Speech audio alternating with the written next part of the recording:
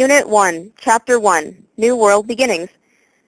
Beginning in 33,000 to 8,000 BC, the first humans started crossing into the Americas from Asia and eventually began developing corn as the main staple crop in Highland, New Mexico during the year 5000 BC, thus leading to the discovery of northeastern America as well as a short period of settlement sometime around 1000 AD.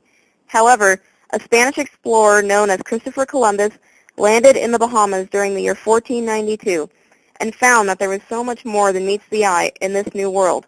For instance, goods such as gold, silver, corn, potatoes, beans, and tomatoes all were transported back to the old world from the new, while also transferring highly contagious diseases, forever changing the life of some of the most influential natives known collectively as the Incas, Aztecs, and Mayans, who at that point inhabited the area. Chapter 2, The Planting of English America. As Spain continued to direct its attention specifically towards both South and Central America, England had a different goal in mind, the conquest of North America. As a result, in 1610, the Spanish had encompassed Santa Fe, while the English located themselves in Jamestown, Virginia, in 1607. The Virginia Company had received a charter prior to this, in 1606, regarding the establishment of these New World colonies. Resources and the like were remarkably scarce for the newly settled Jamestown, and shortly after marked the beginning of the original Anglo-Powhatan Wars, causing only further destruction and chaos. Virginia, on the other hand, acquired a widely produced crop referred to as tobacco. Later, after Lord Baltimore founded Maryland in 1634, tobacco production was able to reach its ultimate high. Being the single most conventional colony of the time, its primary service was as a haven for any and all persecuted Catholics. The Georgia colony was entirely established by England, granting them the necessary safeguard against other Spanish settlements, much like the ones located in Florida. Chapter 3, Settling the Northern Colonies.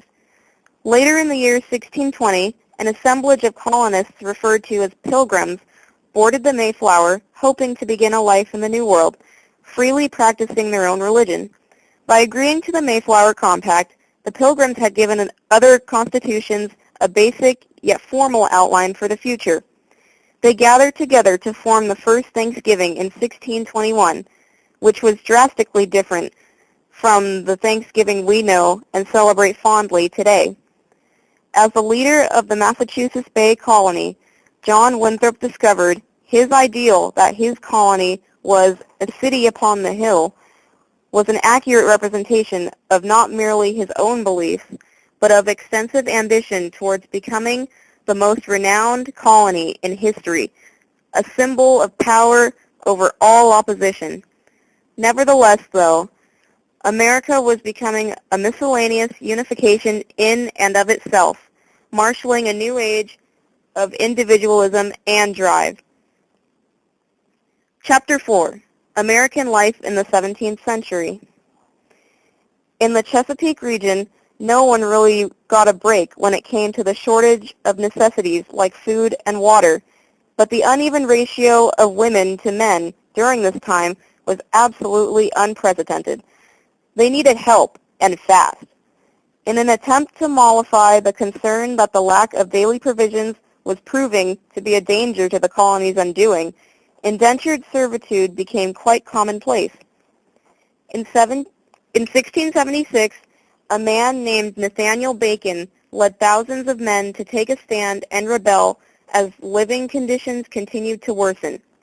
But as time went on, the hasty development of the slave trade allowed the southern colonies to prosper. People had nearly the same lifespan as Americans do presently, and the natural fertility of women led to birth after repeated birth, stabilizing and permitting the population to prosper efficiently. Despite this seemingly thriving lifestyle, it is also the location of the most eccentric and disconcerting flaw in the history of all colonialism, the Salem witch trials.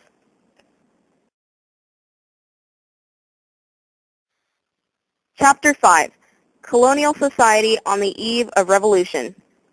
An assorted variety of people ranging from the Scots-Irish, Swedes, and French Huguenots became a part of the Americas, launching the foundation of what is now referred to as the American melting pot.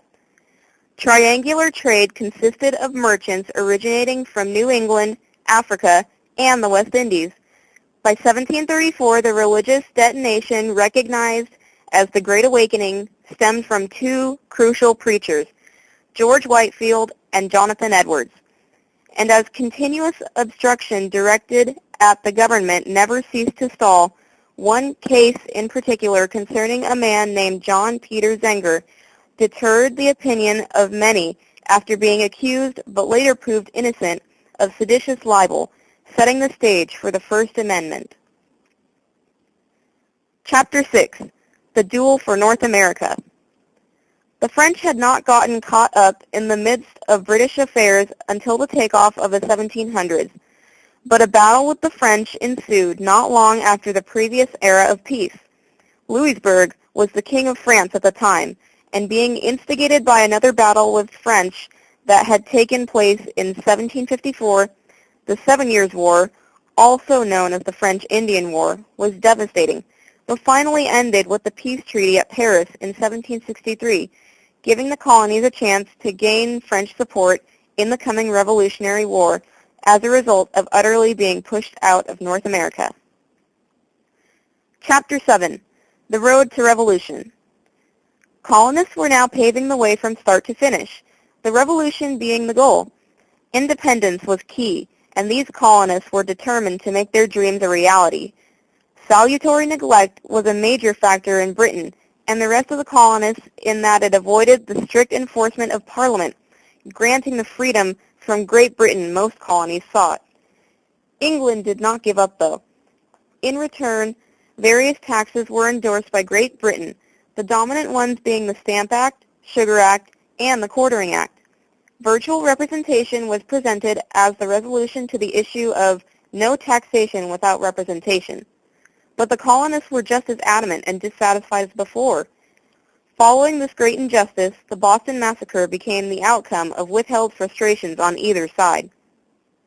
The intolerable acts displayed even further revolutionary ideas in 1754, subsequently evolving into the battle at Lexington and Concord, and spurring the long-lasting American Revolution.